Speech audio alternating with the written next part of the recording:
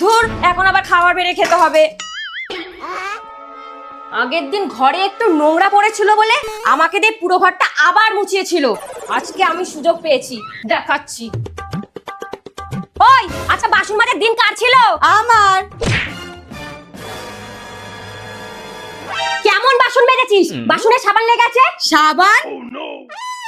এতগুলো বাসনের মধ্যে একটা থালায় যদি একটু সাবান লেগে থাকে তাহলে কি আমার মহাভারত অশুদ্ধ হয়? একটু ধুয়ে নিলেই তো পারিস। ও একটা থালায় না, এই নে।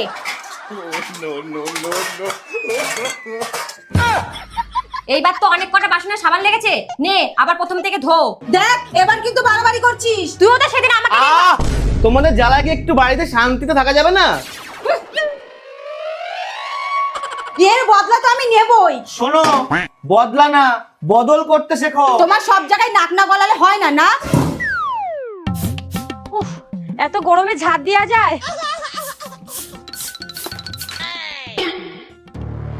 এটা কি হলো? বদলা। তুমি কোনোদিনও শুধরাবা না, না? এই যে চলে এসেছে নাক গলানোর মাস্টার।